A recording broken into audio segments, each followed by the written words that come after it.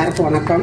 இன்னைக்கு cook with கோமாளியில் ஆண்டனிதாசா sweet கார்னில் cutlet செஞ்சுருந்தாங்க. ரொம்ப நல்லா இருந்துச்சு. நம்மளுக்கே பார்க்கையில் நாவில் எச்சு ஒன்று மாதிரி இருந்தது. இன்றைக்கி அதுதான் செஞ்சு பார்க்க போகிறேன். பிள்ளையெல்லாம் பார்த்தோன்னே அம்மா செய்யுமான்னாங்க. அதனால் பாருங்கள் 2 கார்ன் எடுத்து ஸ்வீட் கார்னு நல்லா இந்த மாதிரி உரிச்சு வச்சுருக்கிறேன். இப்போ இதை லைட்டாக தண்ணி ஊற்றி வேக வச்சுக்கலாம்.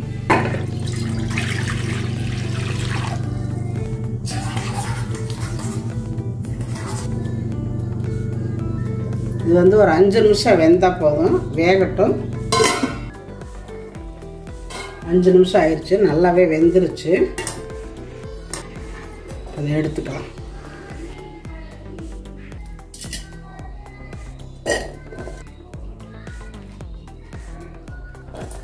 இது கொஞ்சம் ஆற விட்டு மிக்சியில் போட்டு அடிச்சுக்கலாம். இப்போ இதை அரைச்சிக்கலாம். அரைக்கிறதுக்கு ஒரு 4 பச்சை மிளகாய் போடுறேன், 3 பல்லு பூண்டு, கொஞ்சம் போல் இஞ்சி போட்டு லைட்டாக ஒரு சுற்ற விட்டுக்கலாம். இந்த மாதிரி 1-2 அரைச்சி எடுத்தாச்சு. இதில் ஸ்வீட் கார்ன் சேர்த்துக்கலாம்.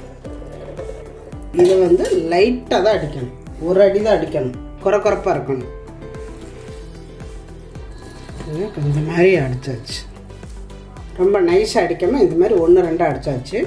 2 பெரிய வெங்காயம் நல்லா நைஸாக வெட்டி வச்சுருக்குறேன். கொஞ்சம் போல் கொத்தமல்லி தழை, புதினா, கேரட்டு, இது எல்லாத்தையும் ஒன்று சேர்த்துக்கலாம்.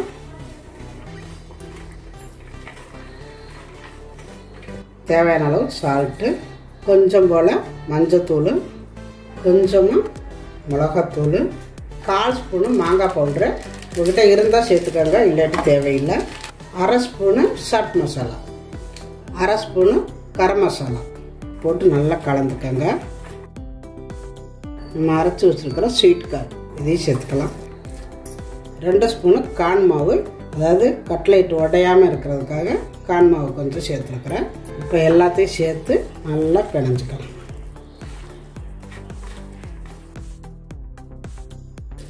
இந்த மாதிரி உப்பெல்லாம் பார்த்துக்கோங்க, கரெக்டாக இருக்கான்னு பார்த்துட்டு நல்லா உங்களுக்கு எந்த அளவு சைஸ் தேவையோ அந்த அளவு எடுத்து விட்டுக்கோங்க. இந்த மாதிரி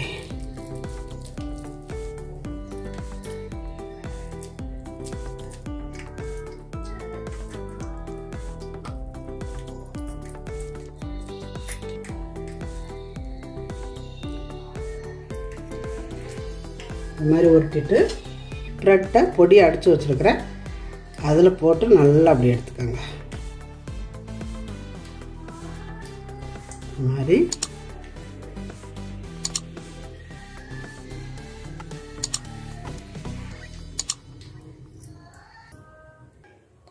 இங்கே எண்ணெய் காஞ்சிட்ருக்குது. இப்போ போட்டுக்கலாம். இந்த மாதிரி போட்டு ஒவ்வொன்றா பொரிச்சு எடுத்துக்கலாம்.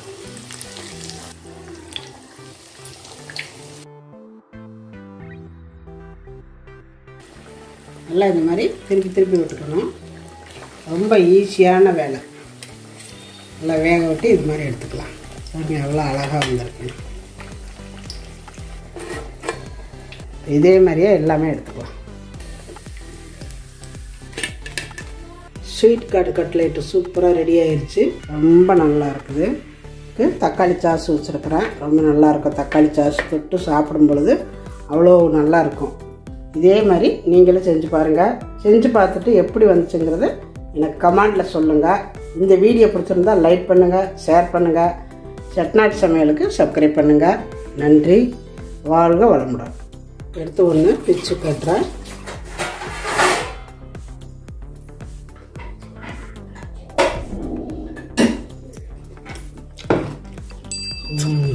கார்ன் மாவு போட்டோமா, அதனால நல்லா மொறுன்னு நல்லா இருக்கும். உள்ள அதோட உள்ள வந்து ஸ்வீட் கார்ன் போட்டிருக்கிறதுனால சாப்பிடும் பொழுது நல்ல இனிப்பா இருக்கு.